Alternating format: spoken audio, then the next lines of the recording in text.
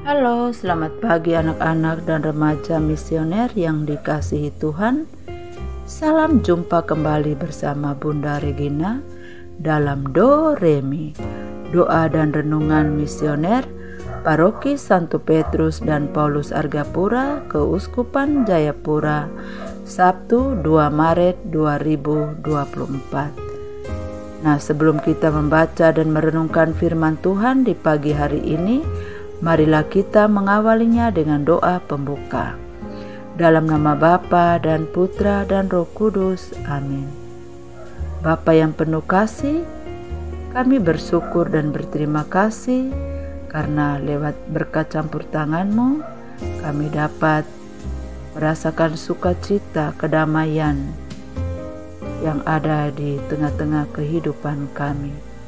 Kami bersyukur dan berterima kasih karena Engkau baik dan selalu menopang hidup kami, rezeki, kesehatan, serta dukungan dari-Mu. Kiranya apa yang kami rencanakan, kiranya dapat bermanfaat untuk diri kami dan untuk sesama kami. Terima kasih Tuhan, kami siap menjalankan segala tugas rutinitas kami sepanjang pekan ini. Terima kasih banyak atas segala campur tangan-Mu, bimbingan-Mu dalam setiap langkah hidup kami. Doa ini kami panjatkan kepadamu dengan perantaran Kristus Tuhan kami. Amin. Bacaan kita di pagi hari ini diambil dari Injil Lukas pasal 15 ayat 1 sampai 3. Dilanjutkan pasal 11 sampai dengan 32. Perumpamaan tentang domba yang hilang. Para pemungut cukai dan orang-orang berdosa biasanya datang kepada Yesus untuk mendengarkan Dia. Maka bersungut-sungutlah orang-orang Farisi dan ahli-ahli Taurat, katanya, Ia menerima orang-orang berdosa dan makan bersama-sama dengan mereka. Lalu Ia mengatakan perumpamaan ini kepada mereka. Yesus berkata lagi, ada seorang mempunyai 2 anak laki-laki.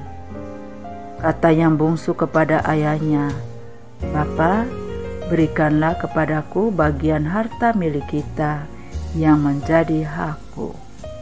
Lalu ayahnya membagi-bagikan harta kekayaan itu di antara mereka. Beberapa hari kemudian anak bungsu itu menjual seluruh bagiannya itu, lalu pergi ke negeri yang jauh.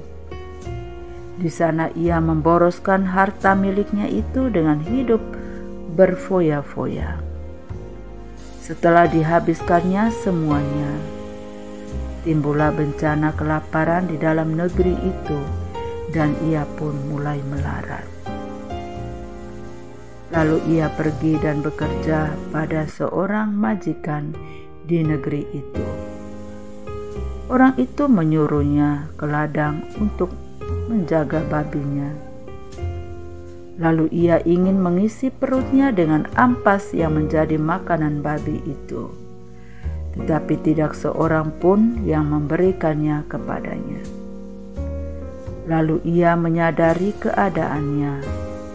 Katanya, betapa banyaknya orang upahan Bapakku yang berlimpah-limpah makanannya, tetapi aku di sini mati kelaparan. Aku akan bangkit dan pergi kepada Bapakku dan berkata kepadanya, Bapa, aku telah berdosa terhadap sorga dan terhadap Bapa. Aku tidak layak lagi disebutkan anak Bapa. Jadikanlah aku sebagai salah seorang upahan Bapa. Maka bangkitlah ia dan pergi kepada bapaknya. Ketika ia masih jauh, ayahnya telah melihatnya. Lalu tergeraklah hatinya oleh belas kasihan. Ayahnya itu berlari mendapatkan dia, lalu merangkul dan mencium dia. Kata anak itu kepadanya, "Bapa, aku telah berdosa terhadap sorga dan terhadap Bapa. Aku tidak layak lagi disebutkan anak Bapa." Tetapi ayah itu berkata kepada hamba-hambanya, "Lekaslah, bawa kemari jubah yang terbaik, pakaikanlah itu kepadanya, dan kenakanlah cincin pada jarinya dan sepatu pada kakinya. Dan ambillah anak lembu tambun itu, sembelilah dia, dan marilah kita makan dan bersuka cita. Sebab anakku ini telah mati dan menjadi hidup kembali.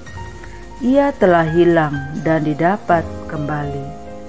Maka mulailah mereka bersukaria. Tetapi anaknya yang sulung berada di ladang, dan ketika ia pulang dan dekat ke rumah, ia mendengar bunyi seruling dan nyanyian tari-tarian. Lalu ia memanggil salah seorang hamba dan bertanya kepadanya, "Apa arti semuanya itu?"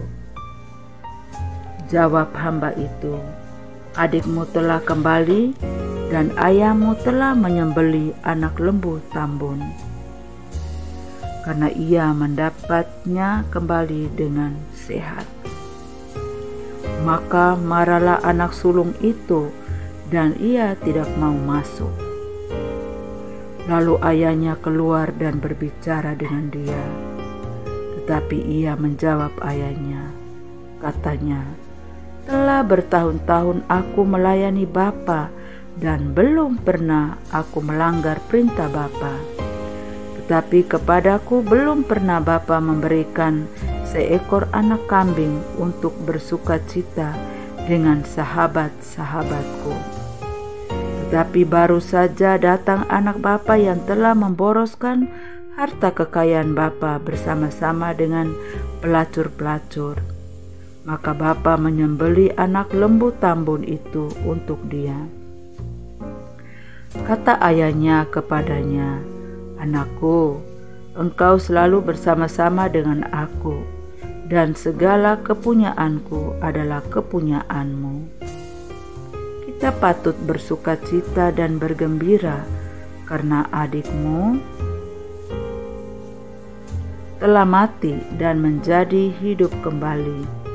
Ia telah hilang dan didapat kembali." Demikianlah sabda Tuhan. Terpujilah Kristus. Anak-anak dan remaja misioner yang dikasihi Tuhan, para pemungut cukai dan orang-orang berdosa, biasanya mereka datang kepada Yesus untuk mendengarkan pengajaran yang disampaikan oleh Yesus. Mereka bersungut-sungutlah, dan di mana para ahli-ahli Taurat dan orang Farisi ini datang ke hadapan Yesus, dan Tuhan itu sendiri menerima mereka dengan penuh sukacita. Dan juga pada saat ini kita juga mendengar cerita tentang seorang anak laki-laki. Dua anak laki-laki ini, yang satunya pergi merantau dan menghabiskan segala kepunyaan orang tuanya, khususnya bapaknya ini, dan dia hidup berfoya-foya dengan para pelacur.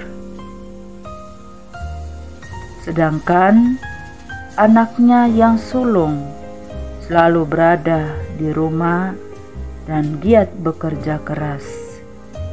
Tetapi apa yang terjadi, bahwa adiknya yang pergi merantau dan memboroskan segala harta kepunyaan ayahnya. Bahkan dia hidup berfoya-foya.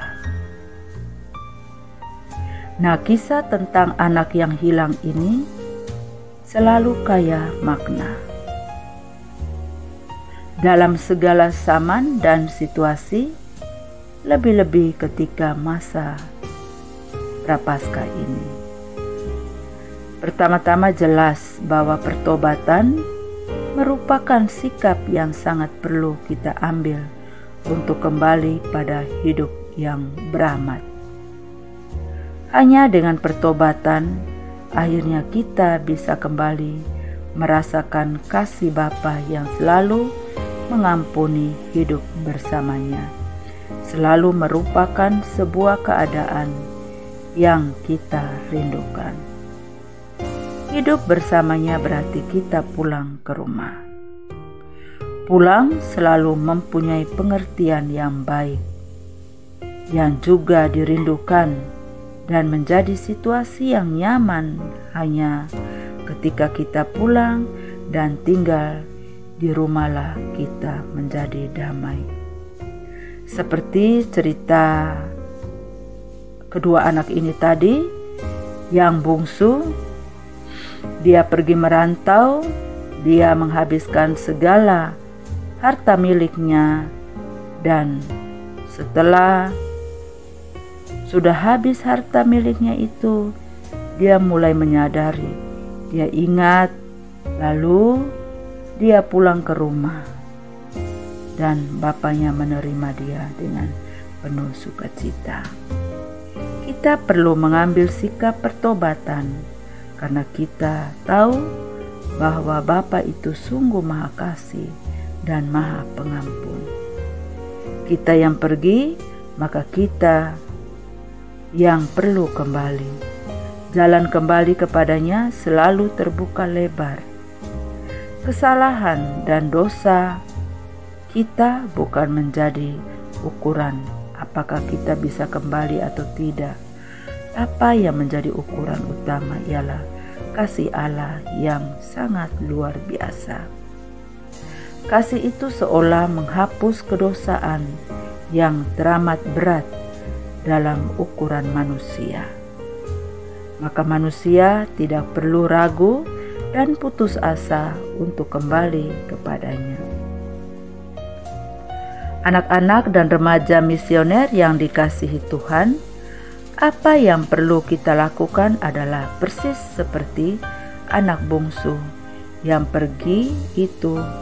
Kita hanya perlu melangkahkan kaki untuk kembali.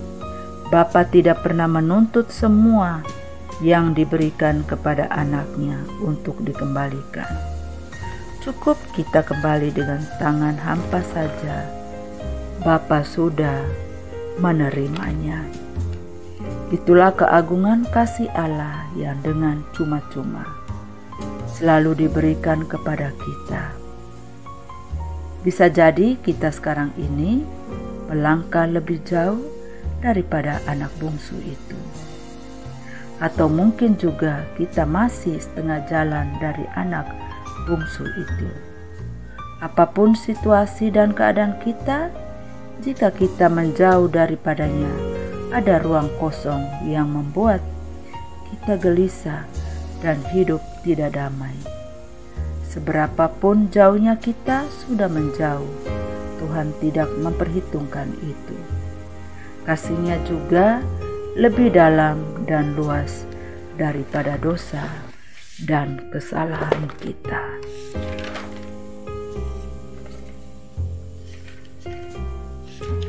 Semoga demikian. Amin. Marilah kita berdoa untuk anak misioner Indonesia. Tuhan Yesus, Engkau diutus Bapa menjadi berkat bagi dunia, menjadi selamat bagi manusia. Utuslah kami anak-anak-Mu di Indonesia untuk menjadi sahabat yang kuat bagi yang lemah, sahabat yang rela berkorban bagi yang menderita payah, sahabat penghibur bagi yang sakit dan gelisah. Tuhan Yesus, kami pun ingin menjadi utusan-utusan kecil-Mu, teman setia bagi yang tersingkirkan, sobat yang gembira bagi yang sedih dan susah, sobat penuh penghargaan bagi yang tak dicintai. Tuhan Yesus, utuslah kami kini dengan bantuan Roh Kudus-Mu, menjadi garam dan ragi yang baik, menjadi terang dan obor yang cemerlang, membawa kegembiraan dan pengharapan. Tuhan Yesus, kuduskanlah badanku dan sucikanlah jiwaku. Kupersembahkan diriku padamu hari ini. Berkatilah semua anak dimanapun juga, berkatilah semua orang yang kami jumpai, siapapun juga. Amin. Bapa kami yang ada di surga, dimuliakanlah namamu, datanglah kerajaan-Mu, jadilah kehendak-Mu di atas bumi seperti di dalam surga. Berilah kami rezeki pada hari ini, dan ampunilah kesalahan kami, seperti kami pun mengampuni yang bersalah kepada kami, dan janganlah masukkan kami ke dalam pencobaan, tetapi bebaskanlah kami dari yang jahat. Amin. Salam Maria, penuh rahmat, Tuhan sertamu, terpujilah engkau di antara wanita, dan terpujilah buah tubuhmu Yesus. Santa Maria, Bunda Allah, doakanlah kami yang berdosa ini, sekarang dan waktu kami mati. Amin. Kemuliaan kepada Bapa dan Putra dan Roh Kudus, seperti pada permulaan, sekarang, selalu, dan sepanjang segala abad. Amin. Sampai ketemu di lain kesempatan. Selamat pagi, selamat beraktivitas. Tuhan Yesus memberkati kita semua. Amin. Dalam nama Bapa dan Putra dan Roh Kudus. Amin.